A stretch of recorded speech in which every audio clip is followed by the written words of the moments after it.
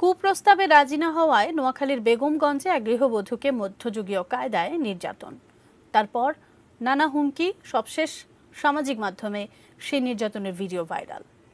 প্রাথমিক জিজ্ঞাসাবাদে র্যাবের হাতে গ্রেফতার আসামিরা এসব তথ্য জানিয়েছে।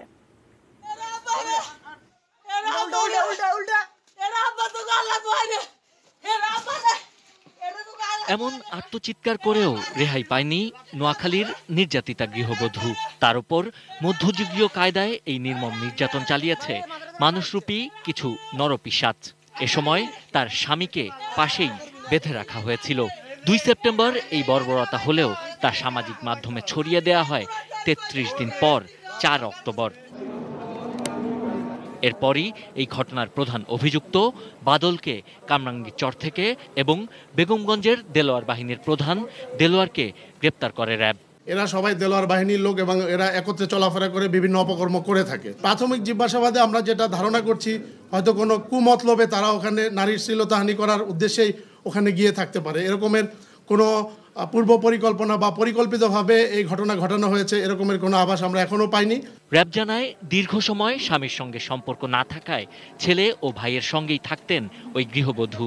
তাই বিভিন্ন সময়ে তাকে কুপ্রস্তাব দিয়ে আসছিল এলাকার চাঁদাবাজ ও মাদক ব্যবসায়ী হিসেবে পরিচিত দেলোয়ার বাহিনীর বাদল, আব্দুর রহিম, রহমতুল্লাহ, আব্দুল কালাম, ইশরাফিল হোসেন, সাজু, শামসুদ্দিন সুমন, আব্দুর রব, আরিফ সহ অনেকেই। তাদের প্রস্তাবে রাজি না হওয়ায় কাল হয়ে দাঁড়িয়েছে ওই গৃহবধূর।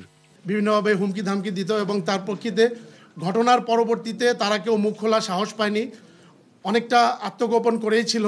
গ্রেপ্তারকৃত দেলোয়ার বাহিনীর কয়েকজন সদস্য ভুক্তভোগী গৃহবধূর গৃহে প্রবেশ করে এবং তাকে বিবস্ত্র করে বিভিন্নভাবে মধ্যযুগীয় কায়দায় শারীরিকভাবে নির্যাতন করার ভিডিও ধারণ করে এবং বিভিন্ন সামাজিক যোগাযোগ মাধ্যমে ভিডিও প্রকাশের ভয় দেখিয়ে পরবর্তীতে টাকা দাবি করে এবং কুপ্রস্তাব দেয়। এই ঘটনায় নারী নির্যাতন দমন ও পর্নোগ্রাফি নিয়ন্ত্রণ আইনে ৯ জন সহ অজ্ঞাত আসামিদের বিরুদ্ধে মামলা হয়েছে। Sabbir Ahmed, ATN news, Dhaka.